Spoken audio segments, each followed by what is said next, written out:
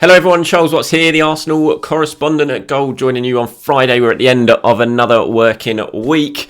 Can look forward to the weekend and the return of Premier League action after being a pretty dramatic week when it comes to football. I know obviously you had Champions League and all that, yeah, big deal. But the playoffs, Football League playoffs, once again, what an unbelievable game that was at Sheffield Wednesday last night.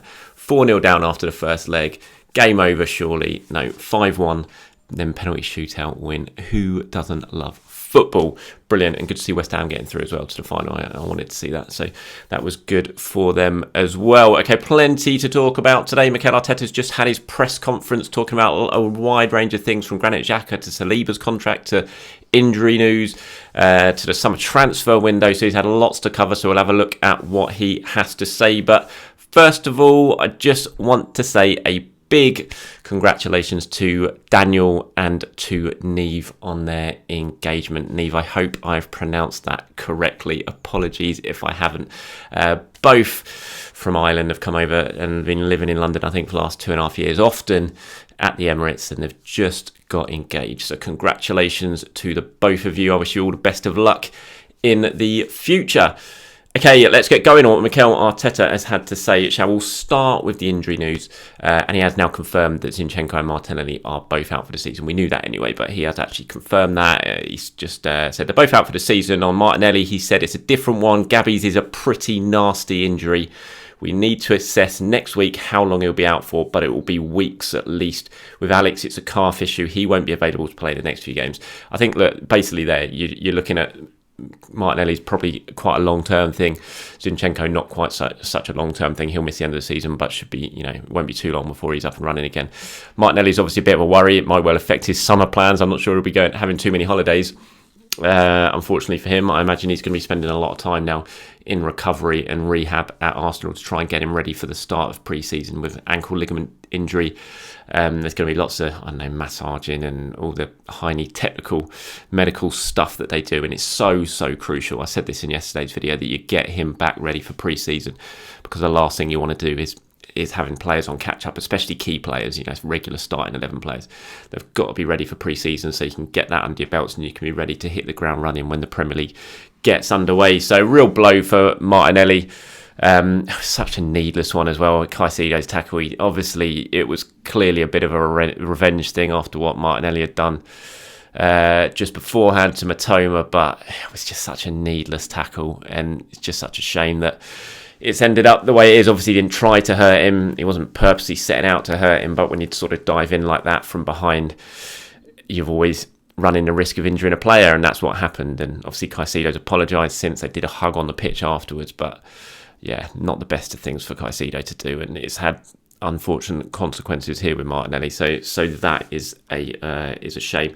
On Saliba's contract, Mikel said, we are having conversations, and we are trying to maintain the talent that we have at the club. Things take time, obviously. Hopefully we will find the right solution. I spoke about Saliba's contract yesterday and how Arsenal need to try and sort it out pretty quickly, because if not, it might begin to get a little bit uncomfortable this summer, given he's only got a year left, and I would fully expect quite a lot of bids to start coming in for Saliba if he hasn't signed a new contract pretty quickly, and that's going to put Arsenal in a bit of a sticky situation, because they're going to have to make a big decision at some point in the summer, but fingers crossed they can get it done. Obviously really good news yesterday in the sort of late afternoon, 5 o'clock, it was announced that Aaron Ramsdale's contract was confirmed. We knew it was happening anyway, but the confirmation came through yesterday. Some really good stuff. I thought some quotes from Ramsdale about that contract, talking about how he arrived and how he knew that everyone was doubting him. He had lots of messages telling him not to sign from Arsenal fans. I remember the negativity around that signing. I was very sceptical about it as well,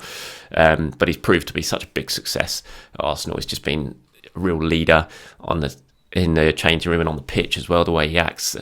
A lot of Arsenal's play stems from Ramsdale. Yes, there's a bit of risk reward in it. Sometimes he gets caught out, but he's been a fantastic signing. It's great to see him sign a new deal, which runs through, I think it's 2026, but there is an option to extend that, so it's basically till 2027.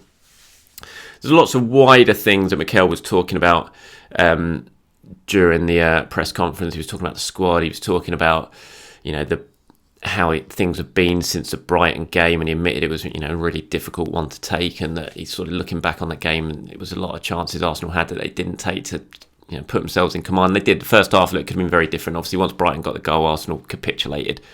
Really, I think the life had been sucked out of them. But I think when you look back on the first half, there's certainly some regrets that they didn't take the opportunities they did, Arsenal, and it could have been a very different game, and we could be heading into that Nottingham Forest match in a very different mood tomorrow. So yeah, he spoke about that. But there's some interesting stuff. He's asked, do you look at Arsenal now and think you're in a position to compete in the Premier League, for the Premier League and for the Champions League? He was very honest, Mikel. He said, today, no. He said, at the level we want, no. We don't have the capacity to do that. We didn't have the capacity to do that with the Europa League, so it's part of the evolution. We've made a lot of good steps in that journey, and we have to continue. That never ends. That doesn't mean only signing players, it means improving our players. There are some we haven't had the best out of them this season, and we have to improve them. I thought that was interesting from Mikel, obviously admitting that we couldn't even cope Premier League, Europa League this season, so we're definitely not ready to cope with the Champions League. And he's right, and that's why this summer is so incredibly important for Arsenal. There's big strides they've taken this season, huge strides. To finish this close to Manchester City, no one would have predicted it. As disappointing as the outcome has been, given the position they were in, there's still, you can't even argue that there's been massive strides, but they're still nowhere near it yet. You look at the level City hit against Arsenal in that game at the Etihad. You look at the level City hit against Real Madrid in that semi-final. That's what you've got to try and get to. It's not very hard to, because you're arguably talking about the best ever Premier League side right now. So it is very hard, but it was clear that Arsenal struggled. As soon as Europa League started up again, they tried to make a few changes. The standard dropped. Some of the key first-team players who did play in that Europa League match against Sporting got injured, Saliba, Tomiyasu, and Arsenal just couldn't cope with them getting injured. They just didn't have a squad ready to compete at Europe and maintain a real strong title charge. And that's what they've got to change this season. You look at Bukayo Saka. I've been writing a piece about Saka. It's going to go live tomorrow, and I was looking at the minutes he's played this season in the Premier League compared to Manchester City, sort of similar sort of players. And Saka has featured in 78 Premier League games in a row. That's more than any other player playing in the top flight. The second highest is David De Gea, I think, on 75. But you look, this season he's played, I think, 3,100 minutes, give or take. And you look at all the City players kind of comparable to him. Riyad Mahrez has played about 1,600 minutes. That's nearly half the amount. Phil Foden's the same. Bernardo Silva, I think, has played just over 2,100. And Grealish is just under that. He's about 2,000. That's completely different. And no wonder Saka's looking tired now at the end of the season, because A, Arteta's run him into the ground.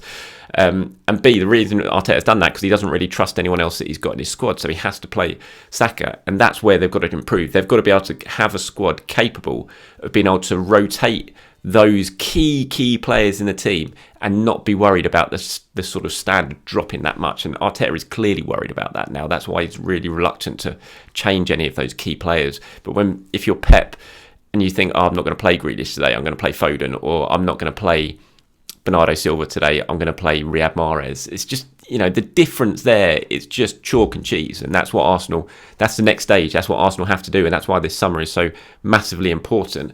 And I do feel confident they're going to really push to do that, because you just see what he's talking about here.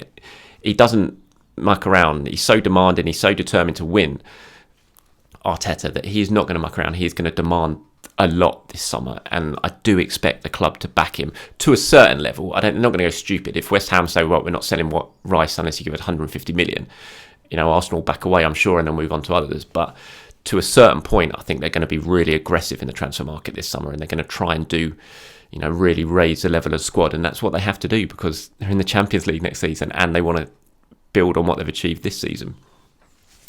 On Granit Xhaka, he didn't really give too much away.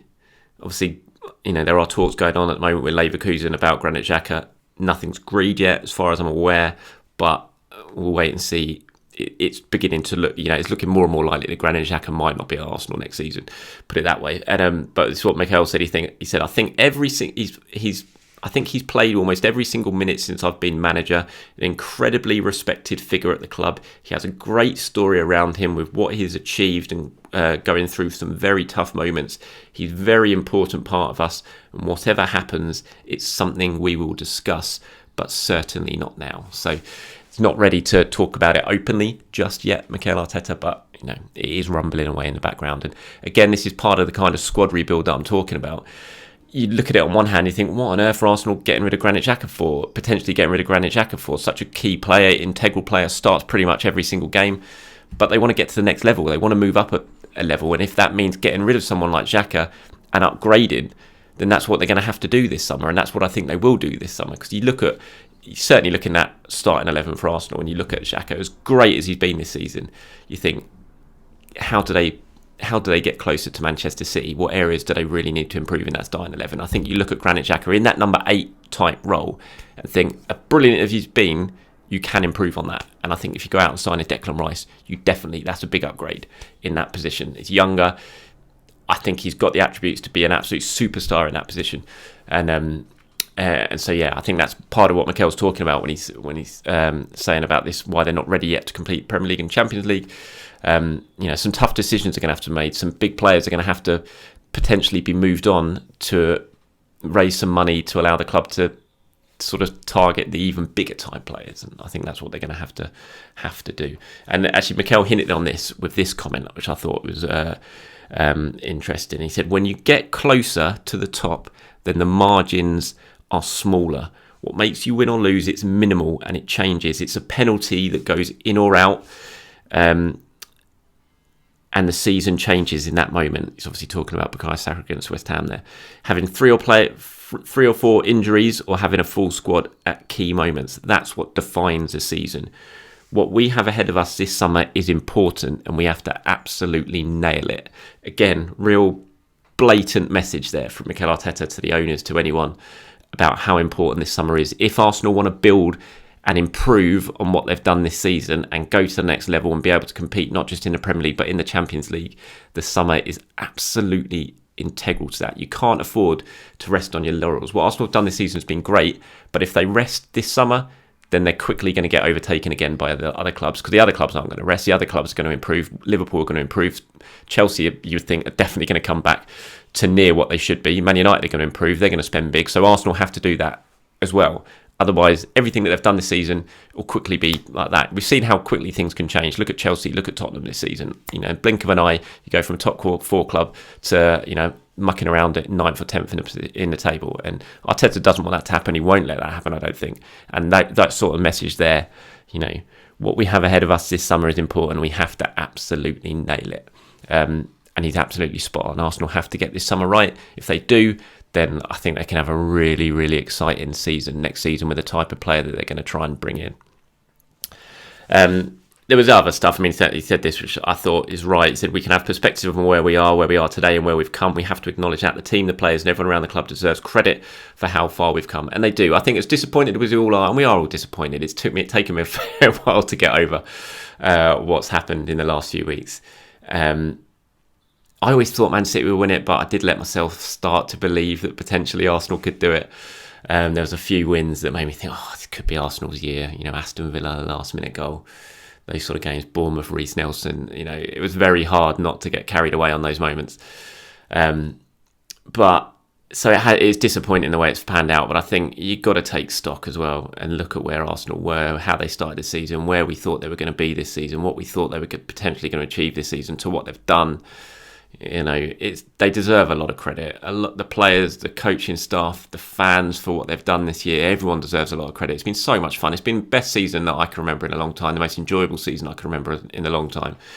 The most I've started to feel a connection with the team and the club again in a long time. And they deserve a lot of credit for that. And I just hope they can really build on it now and move forward, because it's been a lot of fun. And hopefully they can finish this season strongly in the next couple of games, go into the summer, have a really good crack at that, and then go into next season and be in a really good position to have another good campaign.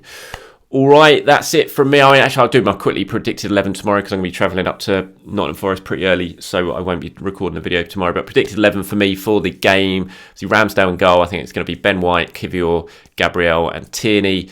Jorginho, I think, probably gets a nod again after ahead of Thomas Partey. So Jorginho, Odegaard and Xhaka, and then Saka, Jesus and Leandro Trossard, who I think will come in for the injured Gabriel Martinelli. So that is my predicted 11 for tomorrow's game. Thank you for watching, everyone. Please do have a very good end to your week. Enjoy your Friday night wherever you are around the world and enjoy the game tomorrow. I will be at the City Ground, so keep your eyes peeled for all the usual stuff from me for that one. Have a great day, everyone. I'll speak to you soon.